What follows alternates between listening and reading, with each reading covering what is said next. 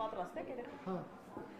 Տիկին Անդրեասյան շողակաթի հետ կապված դեռ հարցականի տակ երջանկատագիրը, բայց գիտենք, որ շողակաթը տալիս է մշակութային, կրթական, հոգևոր հաղորդումներ, արդյոք ձեզ չի մտահոգում հեռուստաալիքի հետ կապված այս որոշումը, որ կարող է լինել փակվելու հետ կապված։ Ես իմ տեղեկությամբ մենք խոսում ենք ոչ թե փակման մասին, այլ խոսում ենք մրցութային գործընթացով նման բովանդակություն ստանալու մասին եւ կարծում եմ, որ այստեղ բուն բովանդակության փաստը ամենևին վտանգված չի, որովհետեւ բովանդակությունը շարունակելու է մնալ կրթական, մշակութային, հոգևոր փոխվում է եղանակը, ինչպես ստանալ այդ բովանդակությունը, դա արվելու է մրցութային եղանակով, այնպես որ չեմ կարծում, որ այստեղ կրթական եւ մշակութային բովանդակության տեսանկյունից որևէ վտանգ կունենանք, եւ գիտեք, մի բան էլ կուզեմ ասել, հատկապես որպես կրթության նախարար, մենք նաեւ պետք է շատ լավ պատկերացնենք, թե որ հարթակներն են, որ ավելի ազդեցիկ են ու պահանջված են այդ տարիքային խմբերի կողմից։ Եթե մենք իրենց համար բովանդակություն ենք պատրաստում, կարծում եմ դուք էլ որպես լրագրողներ կհամաձայնեք ինձ հետ, որ օրինակ մեր դեռահասների շատ ավելի փոքր մասն է, որ հեռուստացույց է դիտում եւ մենք պետք է նաեւ շատ լրջորեն մտածենք այն հարթակներում այդ բովանդակությունը տարածելու, որոնք որ հենց լսարանին ավելի շատ հասնելու հնարավորություն սոցցանցերի ֆինանսավորումը կարծում եմ նախարարության գործառույթի խնդիրը չի, մենք կարող ենք բովանդակության ֆինանսավորում ունենալ, բայց տարածման հարթակները դրանք առանձին մարքեթինգային ռազմավարություն են պահանջում, որպեսզի իսկապես թիրախային հենց այն լսարանին հասնեն, որին որ մենք ուզում ենք հասնել։ Տիկին նախարար, դուք արդյունավետ համարում եք շողակաթի բովանդակությունը, թե ոչ, այն մասով ինչ որ պետությունը մասնակցություն ունի։ Գիտեք, ես չեմ կարող ինձ իրավունք վերապահել որևէ գնահատական տալ, որովհետև դրա համար պետք է առնվազն օրինակ վերջին տարիներին հետևեի հեռուստաալիքի, ես անկեղծ ասած ընդհանրապես չեմ հասցնում նայել որևէ հեռուստաալիք, էպիզոդիկ կարող եմ որևէ հաղորդումներ, որևէ ծրագրեր, որևէ ռեպորտաժներ դիտել, բայց սիստեմատիկ որևէ բանի հետևել չեմ հասցնում։ Ես կարծում եմ, որ կրթական մշակութային բովանդակությունը կարևոր է եւ կարծում եմ, որ կառավարությունը վերջին շրջանում նաեւ քայլեր է ձեռնարկել այդ ուղղությամբ, օրինակ հանրօգուտ մեդիա միջավայր հիմնադրամի ձևավորումը եւ համապատասխան դրամաշնորհների տրամադրումը կարևոր քայլ եմ համարում, որպեսզի այդ բովանդակությունը խթանենք։ Ներողություն, մի հարց Տիկին Անդրեասյան, ձեր բացատրությունները հասկանալի են, դիտումների հետ կապված կոնտենտի գուցե ավելի լավ հարթակներ տեղափոխելու, որ ավելի շատ տարածվի կրթական մշակութային այդ հաղորդումները, բայց տեսեք, այդ թեման շողակաթին հանրային հեռարձակման հնարավորություն զրկելու 1 տարի առաջ այստեղ ակտիվ քննարկվեց, ամեն դեպքում հրապարակային, երբ Բագրատ Սրբազանը սկսել էր շարժումը, եւ այս ամբողջ եւ այստեղ էլ ասին չի լի փակենք այդ փողը տանք այդ շողակաթից բրծնենք, ու հետո սկսվեցին այդ քայլերը հասան այս հանգրվանին։ Տեսեք, դա տեղ ունեցավ վարչապետ, կաթողիկոս, հոգևորականներ այդ հակամարտության փուլում եւ ստացվեց, որ այսպես ահա քաղաքական վրեժխնդրություն դարձավ իրեն զրկելու հանրային հեռարձակման հնարավորությունից։ Դուք մտավախություն չունեք եւ ձեր ղեկավարած նախարարությունը չէր առարկել ի տարբերություն հանրային խորհրդի դիրքորոշմանը։ Դուք մտավախություն չունեք, որ այս պատմության մեջ կմնաք մի նախարար, որը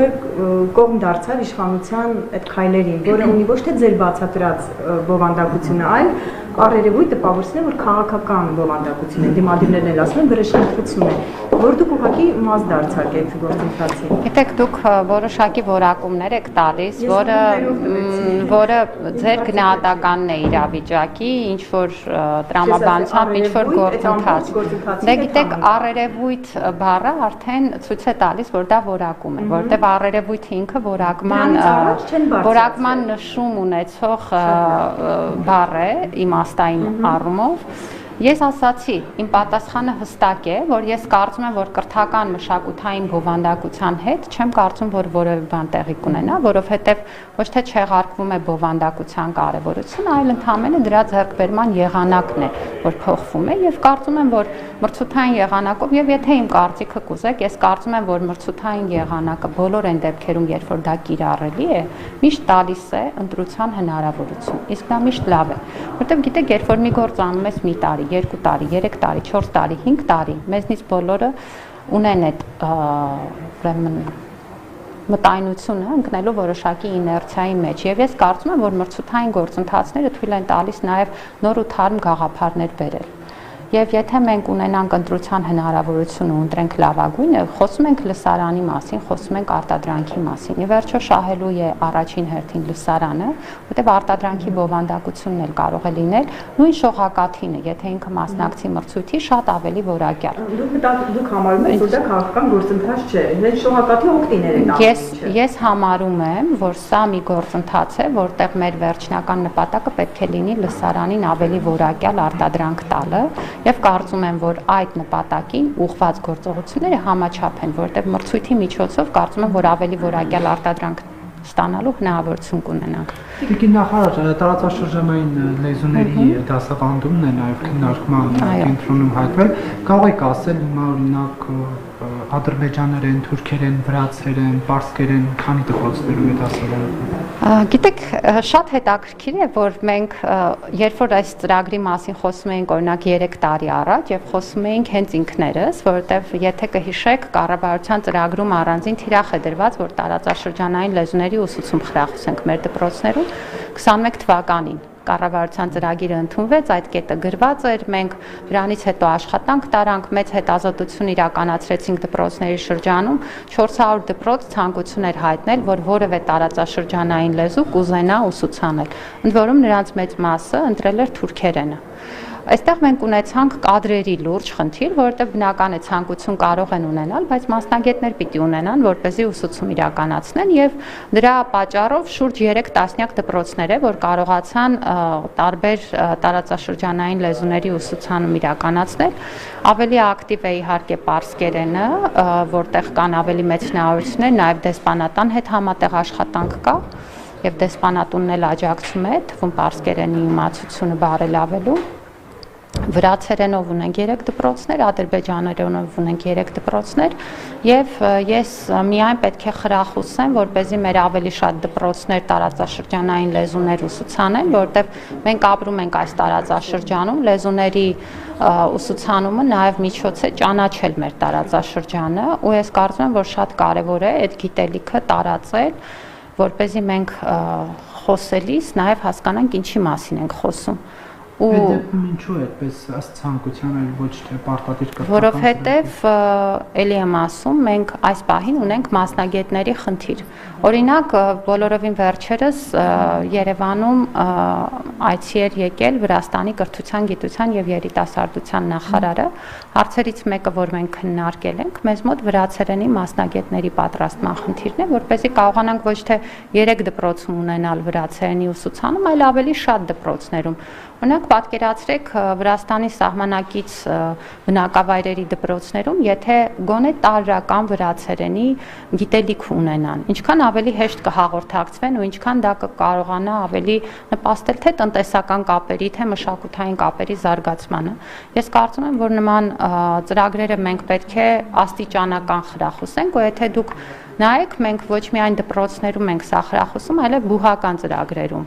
Այսինքն սկզբում պետք է ուսանող ունենանք, որը հետո կգնա եւ ուսուցիչ կաշխատի։ Դպրոցի մասին է կներեք։ Թուրքերենի եւ ադրբեջանի պարագայում այո։ Մեկ իսկ տիկին նախարար, իսկ ինչու ասում եք 21 թվից կա, բայց համապատասխան աշխատանք չի տարվել, արշավ չի արվել բավարար չափով, կներեք, որ մարդը հիմա որ լսում է, որ ադրբեջանն է սովորում, այ դա հասկանա, որ ինքը լրացուցիչ լեզու է, սովորելու հնարավորություն ունեն, այլ ոչ թե այ եկան թուրքերը մեզ գրավեցին։ Կամ ադրբեջանին հաջողական։ Գիտեք, ես ցավում եմ, որ սա էլի այդ կոնտեքստում է ներկայացվում, ընդունում եմ ձեր ասածը, ես ընդհանրապես ինչ որ մեզ ասվում է հանրային հաղորդակցության իմաստով, լռելիային ընդունում եմ, որովհետև հանրային հաղորդակցությունը անընդհատ բարելավելու կարիք ունենք եւ անընդհատ մեր քաղաքացիների հետ երկխոսության մեջ լինելու կարիք ունենք, որպեսզի բոլոր ծրագրերը, դրանց նպատակադրումները եւ այդ կոնտեքստները ճիշտ ներկայացվեն, բայց թույլ տվեք ասել, դուք էլ ձեր դերը ունեք այդտեղ, որովհետև լրագրողներն էլ պետք է կողմնորոշ են, ոչ թե ապակողմնորոշ են։ Միշտ չի, որ լրագրողներն էլ օգնում են մեզ, հաճախ ապատեղեկատվությունն էլ տարածվում է տարբեր լրատվամիջոցների կողմից եւ ես հույս ունեմ, որ նաեւ այսօր մեր խոսակցությունը առիթ կտա, որպեսզի ճիշտ տեղեկատվություն տարածվի։ Մանկավարժական համալսարանում ռեկտորի հետ տեղի ունեցած դեպքից հետո պաշտոնակատարի նշանակում եղավ, հիմա գործունեությունը համալսարանի ընթացքի մեջ եկան ինչ-որ խնդիրներ։ Մենք հիմա գտնվում ենք ժամանակավոր պաշտոնակատարը իրավիճակի վերլուծության փուլում է եւ տարբեր հարցեր է նայում եւ դիտարկում, որպեսզի նաև այսօր մենք օրինակ հոգաբարձուների խորհրդի նիստ ունենք, որի ժամանակ քննարկելու ենք արդեն իսկ այն տվյալները, որոնք պաշտոնակատարը հասցրել է վերլուծել, որպեսզի տեսնենք, թե ինչ հարցերի շուրջ որոշումներ կայացնելու կարիք կա խորհրդի կողմից։ Գիտեք, որ խորհուրդը գործադիր ֆունկցիաներ չունի, բայց այս փուլում մենք ավելի ակտիվորեն կներգրավենք մոնիտորինգի շրջանակներում, որպեսզի վստահ լինենք, որ բուհի գործընթացները ճիշտ են գնում։ Այս պահին ժամանակավոր պաշտոնակատարը նշանակված է մի քանի օր է, որ աշխատում է, բոլոր այն անձինք, ովքեր իրավապահ մարմինների ներկայացրած տեղեկատվությամբ ունեին մեղադրյալի կարգավիճակ, նրանց պաշտոնավարումը կասեցված է, այսինքն խոսքը միայն ռեկտորին չի վերաբերում, այլ նաև համապատասխան աշխատակիցներին։ Մենք շատ լուրջ պիտի վերլուծենք այս խնդիրները, իհարկե իրավապահ մարմինները եւ նախաքննությունը կգան ավելի ամբողջական հարցերի պատասխաններ տալու, բայց մենք էլ մեր հերթին մեր անելիք ունենք, որը զուգահեռ կանենք։ Տիկին նախարար վարչապետի քաղաքական պայմանագրի առաջադրումներն է սկսվել արդեն գալիք ընտրությունների ցուցակում։ Դուք պատրաստվում եք ինքն առաջադրվել կամ ձեզ առաջարկ եղել է արդեն առաջադրվել ԿՊ-ի ցուցակով եւ քաղաքացի ընտրություններում։ Ես ճիշտն ասած չեմ մտածել այդ մասին անկեղծորեն, կարծում եմ, որ դա առաջին հերթին երևի թե կուսակցականներին է վերաբերում, քանի որ ինքս կուսակցական չեմ, ուղղակի չեմ էլ մտածել այդ հարցի մասին։ Կուսակցական չլինելու։ Ես ուղղակի չեմ մտածել այդ հարցին, անկեղծ ասած, այս պահին զբաղվում եմ այն գործով, որով զբաղվում եմ։ Տիկին նախարար վաղաշաբաթի թիվ 1 դպրոցի տնօրենը նաև ազատվեց պաշտոնից, նշված էր, որ նա քաղաքական զսպվածություն չի ցուցաբերել, որից հետո ուսուցիչները ձեզ դիմում ներկայացրեցին, պատասխանել էին կրթության բաժնից, որ կուսումնասիրեն եւ արդյունքների մասին կհայտնեն ուսուցիչներին։ Այս պահին ուսումնասիրել եք։ Այս պահին ուսումնասիրության ընթացքում է, որովհետեւ այդտեղ նաև լրացուցիչ տվյալներ են վերցրել մարզպետի աշխատակազմից, բնականաբար գրավոր, որպեսզի ամբողջական տեղեկատվություն ունենան։ Քաղաքացիները այո այցելել էին նախարարություն, հանձնել էին իրենց դիմում, մենք պատշաճ ժամկետներում կպատասխանենք բնականաբար։ Նախարար, կառավարության մի երկու նիստ առաջ Վայոց ձորի մարզի դպրոցներից մեկը լուծարվեց եւ միացվեց մեկ այլ գյուղի դպրոցի գյուղական համայնքների։ Եվ այս ֆոնին հարց է առաջանում, ինչպես է ստացվում, որ Մեդովկայում $2 միլիոն են ծախսում, դպրոց են կառուցում, իսկ այդ Վայոց ձորի մարզում չեն անում եւ միացնում են գյուղի դպրոցները միմյանց։ Կարևորը ինչի մասին ենք խոսում, եկեք հստակեցնենք, դուք խոսում եք մի դպրոցի մասին, որը ուներ 2 աշակերտ եւ գրեթե չուներ ուսուցիչ եւ որտեղ դպրոցի անունը կար, իսկ իրականում բովանդակությունը չկար։ Եվ այդ երեխաների կրթության իրավունքի ապահովումն է առաջին հերթին, որ մեր օրվա խնդիրն է եւ ձեր նշած Վայոց ձորի մարզում տեղի ունեցած գործընթացը ուղղված էր նրան, որ մենք 2 երեխայի համար ապահովենք պատշաճ պայմաններ կրթության։ Ինչ վերաբերում է Մեդովկային, ես շատ ցավում եմ, որ Մեդովկայի դպրոցի, գիտեք, հատկապես Մեդովկայի դպրոցի մասին նման տեղեկատվություն տարածվեց եւ հրավիրում եմ բոլոր նրանց, ովքեր մի վարքյան անգամ կարող են կասկածել, արդյոք պետք էր սարքել Մեդովկայի դպրոցը, թե չէ, գնալ եւ տեսնել այդ դպրոցը։ Ես այդ դպրոցում եղել եմ, ես տեսել եմ այդ երեխաներին, իդեպ 64 երեխաներ են այնտեղ սովորում եւ դեռ նախակրթարան պիտի բացվի, որտեղ ավելի շատ երեխաներ կգան։ Աղջիկների թիմ ունեն ֆուտբոլային, որը շատ մեծ ակտիվությամբ տարբեր մրցաշարերի է մասնակցում եւ որ դուք տեսնեք ինչպես են իրենց դպրոցը փայփայում, ինչպես են ամեն օրվա ամեն ժամը այնտեղ վայելում, կարծում եմ մնացած խոսակցությունները ուղղակի ամոթ է, անհարմար է, որ մենք խոսում ենք 64 երեխայի համար դպրոցական շենք ունենանք, թե չունենանք։ Պետք է ունենանք բոլոր այն տեղերում, որտեղ տեսնում ենք, որ բնակավայրի զարգացումը, տրամաբանությունը, աշխարհագրական դիրքը դա է հուշում եւ մենք այս պահին էլ կառուցում ենք, ես ներկայացնում էի տվյալները եւ մինչեւ մյուս տարվա վերջ ունենալու ենք ավելի քան 300 դպրոցներ մեր երեխաների համար։ Եկեք չխոսենք այն մասին, կառուցենք այս դպրոցը թե չկառուցենք, խոսենք այն մասին, որ բոլոր դպրոցները կառուցենք, որովհետև անհարմար է, որ մինչև հիմա ինձ ծնողներ են գրում, որ այս դպրոցում սանհանգույցը նորմալ չի, երեխաները չեն կարողանում օգտվել, ցրտում է, ջեռուցումը նորմալ չի, սառում են։ Սրա մասին եկեք խոսենք, մեր երկրում չպիտի լինի նման իրավիճակ, նման պայման։ Դուք աջակցում եք վարչապետին հակակաթողիկոսական այս արշավում, թե ոչ։ Ես կառավարության անդամ եմ եւ կիսում եմ կառավարության վարած քաղաքականությունը, ինչպես էլ պետք է լինի։ Շնորհակալություն նաեւ կաթողիկոսի հրաժարականի։ Թե արդյոք անդրագիտություն։ Եթե դուք լեզվական հարցերից եք խոսում, ես առաջարկում եմ կուսակցական պատկանելությունը չընդգծել։ Եթե ես սկսեմ մեկնաբանել ինձ ինչ տարբեր շրջանակներից, տարբեր քաղաքացիներ, մարդիկ, տարբեր քաղաքական թևերից ինչ սխալներով, ինչ գրություններ, նամակներ են գրում, երևի այսօրվա մեր ճեպազրույցը չավարտվի։ Լեզվական գրագիտությունը մեր ընդհանուր խնդիրն է, մեր հանրության։ Եվ երբ որ ես խոսում եմ հայերենի իմացության ամրապնդման մասին, ես խոսում եմ մեր բոլորի հայերենի իմացության ամրապնդման մասին։ Կամ բաներ, որ ես էլ կարիք ունեմ ամրապնդելու, կամ բաներ գուցե դուք էլ, եւ մեզնից յուրաքանչյուրի երևի, այնպես որ տեղին չի որևէ խնդիր առանձնացնել եւ մատնանշել։ Ի վերջո մենք ունենք նաեւ բարբառներ եւ տարբեր բարբառներում, որը էլի մեր լեզվի հարստությունն է, տարբեր բառեր ասվում են տարբեր կերպ։ Եվ գիտեք, ես նաև անթույլատրելի եմ համարում, երբ որ մարդկանց իրենց բարբառով խոսելու համար պիտակավորում եւ թիրախավորում են։ Մենք դպրոցներում ունենք առանձին բարբառագիտության դասեր հայերենի ուսուցման ժամանակ եւ նույնիսկ առանձին մենք նախագծեր ենք անում, որտեղ երեխաները հենց իրենց բարբառով տեսանյութեր կներկայացնեն։ Չպետք է մարդիկ ամաչեն իրենց բարբառից, դա քաղաքենիություն է, չի կարելի նման միջավայր ձևավորել հասարակության մեջ։ Մնացածը արդեն չեմ կարող մեկնաբանել։ Եվ կարծում եք, որ կաթողիկոսը պետք է հեռանա տիկին նախարար։ Դուք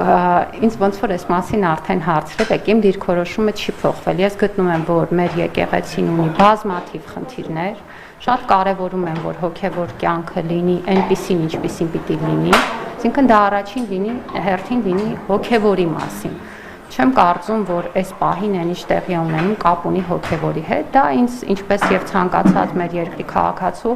խորը ցավ է պատճառում։ Ես հույս ունեմ, որ այդ իրավիճակը արագ կհանգուցալուծվի եւ կարծում եմ, որ առաջին հերթին եկեղեցու շահերից է բխում հոգևոր կյանքի նորոգման գործընթացը եւ իմ կարծիքով իմ պատասխանը նախարար, եթե հոգևոր հավաք կազմակերպվի, դուք կմասնակցեք։ Հոգևոր հավաք ասելով ինչ նկատի ունեք։ Նիկոլ Փաշինյանը հայտարարեց, որ Էջմիածնում հոգևոր հավաք է պատրաստվում կազմակերպել եւ ազատ agrել։ Երբ որ կազմակերպվի կմտածեմ։